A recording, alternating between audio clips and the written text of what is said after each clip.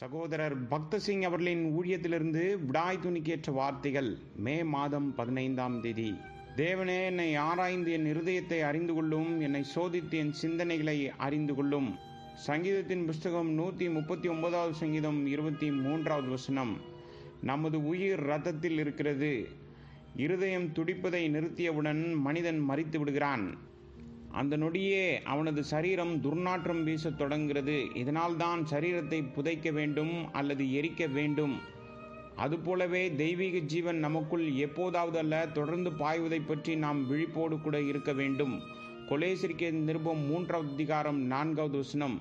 நமது துடிப்பை உணரும்போது அந்த நபர் நடந்தாலும் உட்கார்ந்தாலும் படுத்தாலும் உயிர் இன்னும் இருக்கிறது என்பதையும், இதயம் துடிக்கிறது மற்றும் நபர் உயிரோடு இருப்பதையும் நாம் அறிகின்றோம். ஆண்டவராய் இயேசு கிறிஸ்துவின் அன்பு நமக்குள் தொடர்ந்து சுதந்திரமாகவும் பாய்ந்து நம்மை ஜீவனோடு வைக்கிறது.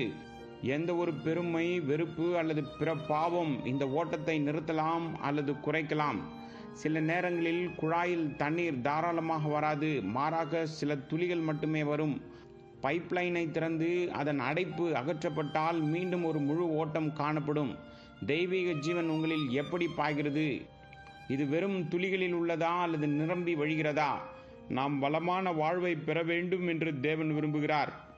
அவர் நமக்கு எல்லாவற்றையும் ஏராளமாக கொடுக்க விரும்புகிறார். வளமான வாழ்க்கை, மிகுதியான சமாதானம், அதிகமான வல்லமை மற்றும் நம்மை திரளாய் பயனடைய செய்ய விரும்புகிறார்.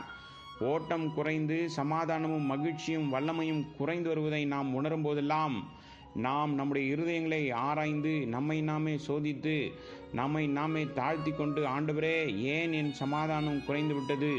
உமது சமூகத்தை நான் ஏன் பலமாக உணர முடியவில்லை? என் சோதனைகளில் தேவனுடைய வார்த்தையின் வல்லமையோ பசியோ காணவில்லை. ஜெபத்திற்கான பாரம் என்னிடம் இல்லை. எங்கே அடைப்பு இருக்கிறது? அதை அகற்ற வேண்டும். கர்த்தராய் இயேசு கிறிஸ்துவே, நீரே என் நீதி, நான் உம்மையே பற்றி கொண்டிருக்கிறேன் என்று உறுதியோடு சொல்லுவோம். நீங்கள் உங்கள் விருப்பத்தை சார்ந்து இருக்காதீர்கள். எங்கும் வெளியில் போவதற்கு முன் இப்போதும், ஆண்டவரே, நான் உம்மிடம் என்னை ஒப்பு கொடுக்கிறேன் என்று சொல்லுங்கள். பொதுவாக நாம் ஒரு நீண்ட பயணத்திற்காக இவ்வாறு செய்கின்றோம். ஆனால் சிறிய பயணங்களுக்காக அந்த பயணத்தின் முடிவிலோ ஜெபிக்க மறுக்கிறோம்.